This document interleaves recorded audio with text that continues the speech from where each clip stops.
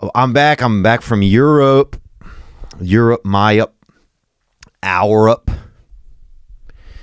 And Europe, if you don't know what Europe is, that's that original America. If you go over there, some places, especially Britain, United Britain Kingdom. I mean, they got so many names for that place. It's wild. England, Britain, Scotland, North Scotland, Wales, Celtics, Rangers. Dude, Willie Wallace is over there. And he done closed down a Sherwin-Williams buying all the baby blue face paint. And it's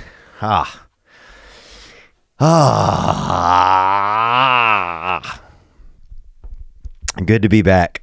And it was quite a journey.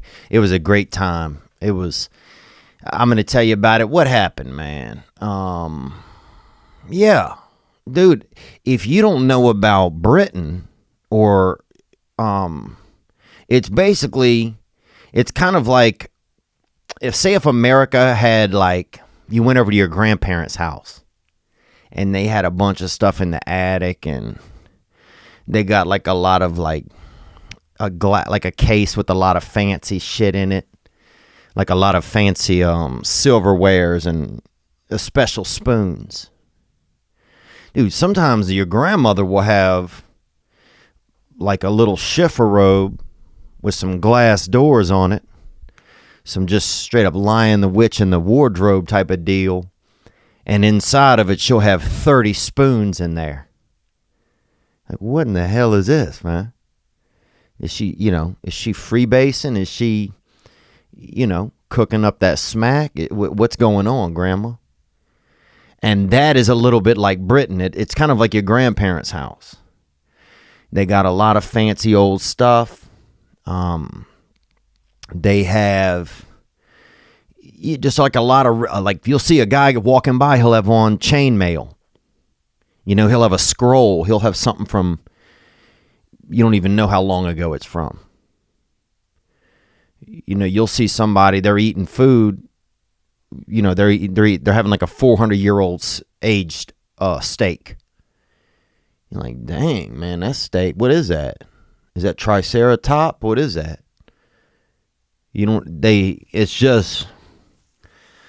It's like going to your grandparents. They got they got a picture of a dude on the wall with a sword.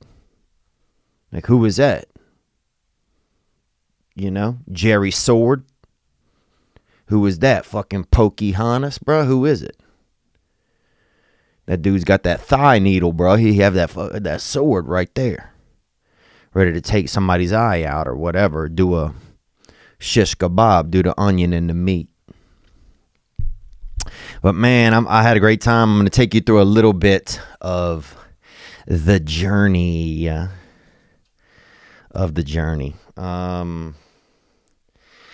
Let me start off. We'll start off with, where it was. London, Britain.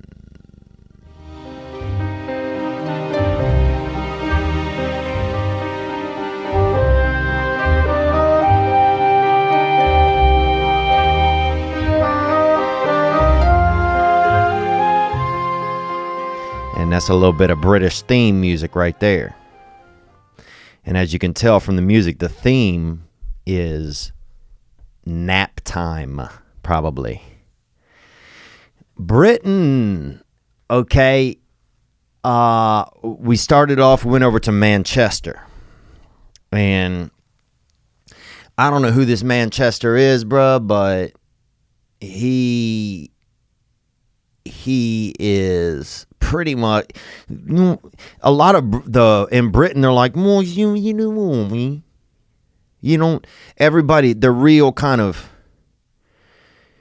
well, first of all, man, England has some of, and I say this with love, I really do, because I thought a lot about it. England obtained somehow some of the worst looking women I've ever seen in my life, man. Dude, I love, and man, it hurts me to say it, But some of the women, you're like, dude, no wonder they. If those were the women I had to be around, visually, I would go around and enslave the rest of the world. They need a couple of bad bitches shipped in over there. It just, they just, dang. Some of the women, you're like, oh, dang, you a woman? Oh, man. I think that's the real reason. If we could dig up a couple of these pilgrims and do a seance on them, put that Ouija on them, bro. Throw a couple of magic rocks on their back or whatever, or smoke a bowl out of their skull and get their ideas, we would know for a fact that the real reason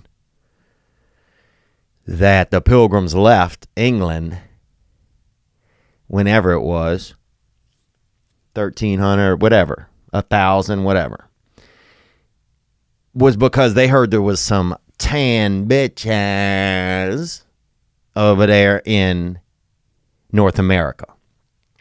Some of those land bitches, bro, you know what I'm saying?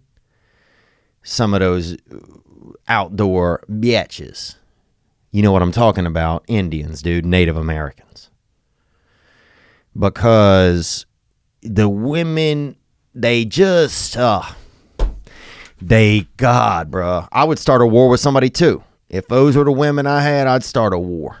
I'd go warring for women. I'd roll a cannon down to the frickin' straight over to the females in a different country. And I'd fight anybody that wanted me to not have those women. Because these ladies, some of them, they're just, I can't even, they look kind of, I don't know. And then in Britain, the people, a lot of them real, and look, thank you guys. Thank you guys for coming out, Manchester. You guys showed out. And I started in Manchester, bro.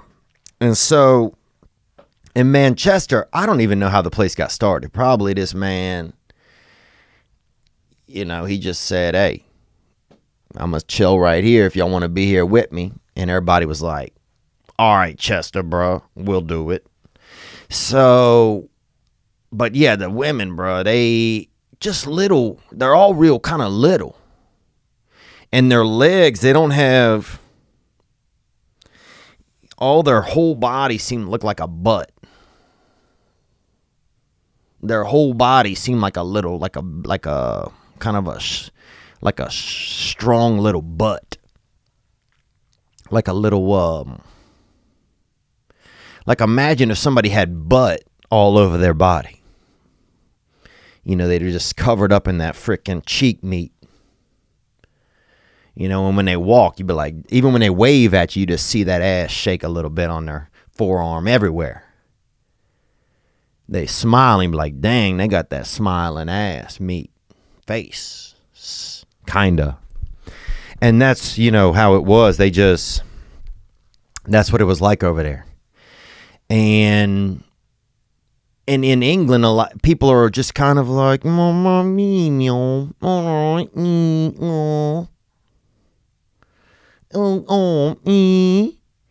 and everybody, I call them the white Japanese, man, because the British, they're very traditional.